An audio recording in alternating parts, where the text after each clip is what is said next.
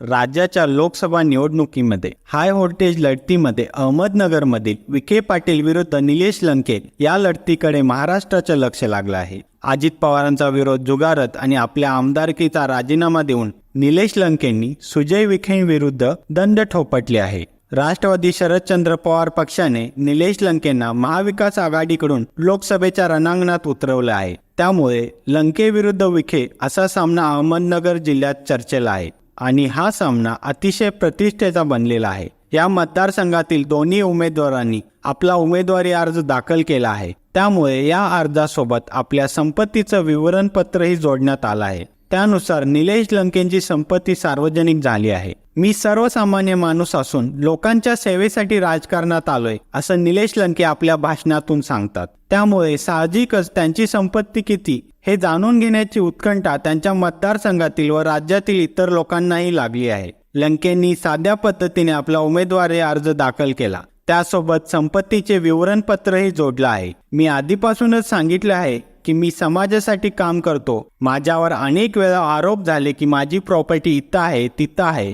मी तर सांगितलं होतं माझी प्रॉपर्टी दाखवा, मी उमेदवारी अर्ज देखील भरणार नाही असं महाविकास आघाडीचे उमेदवार निलेश लंके यांनी सांगितले आहे। निलेश लंके यांनी सादर केलेल्या प्रतिज्ञापत्रात त्यांची संपत्ती कमी झाल्याचं दिसून येत आहे। विशेष म्हणजे त्यांच्यावरती संपत्तीच्या तुलनेत कर्ज हे जास्त दिसत आहे। राज्यामध्ये बहुतेक खासदारांची संपत्ती वाढत असताना निलेश लंके एकमेव उमेदवार आहेत ज्यांची संपत्ती घटलेली आहे किंवा कमी झालेली आहे। निलेश लंके यांनी सादर केलेल्या प्रतिज्ञापत्रामध्ये त्यांची एकूण संपत्ती 44,32,000 रुपये एवढी असल्याचं दिसून येतं। विशेष म्हणजे या संपत्तीपैकी त्यांच्यावर तब्बल 37,48,000 रुपयांचे कर्ज देखील आहे। समाजासाठी काम करणाऱ्या व्यक्तीला कधीही संपत्तीचा मोह नसतो। मी लोकप्रतिनिधी आहे आणि लोकप्रतिनिधींनी जनतेची सेवा केली पाहिजे हाच उद्देश ठेवून मी काम करतो असं निलेश लंके म्हणाले। विशेषतः पाहता निलेश लंकेंची संपत्ती ही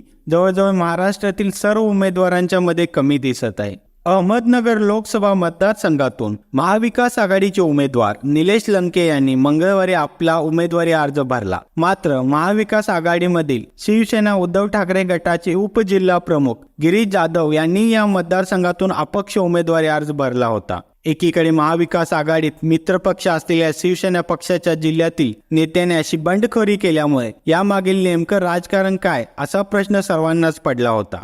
या संबंधात बोलताना महाविकास आघाडीचे उमेदवार निलेश लंके यांनी गिरीश जाधव यांनी आपल्याशी बोलूनच अर्ज भरला असल्याचे सांगितले आहे। काही तांत्रिक गोष्टी असतात त्यामुळे त्यांनी मला सांगून अर्ज भरला असून काल मी त्यांनी आयोजित केलेल्या कार्यक्रमात सुद्धा गेलो होतो असे त्यांनी सांगितले। आमच्यात कोणतेही मतभेद नसल्याचे निलेश लंके यांनी सांगितले आहे।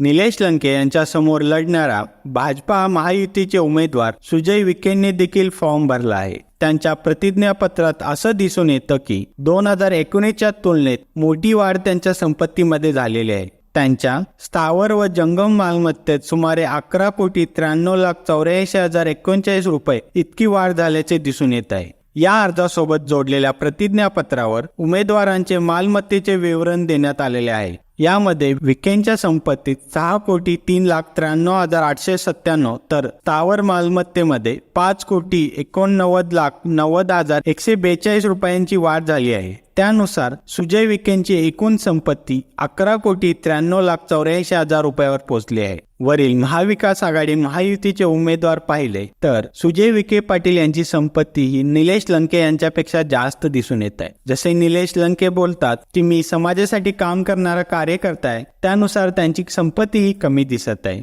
आपल्याला महाराष्ट्रामध्ये अजून कोणते उमेदवार आहेत ज्यांची संपत्ती अतिशय कमी आहे त्यांचं नाव तुम्ही खाली कमेंटमध्ये लिहू शकता व त्यांचा मतदारसंघही तुम्ही सांगू शकता। धन्यवाद। जय हिंद।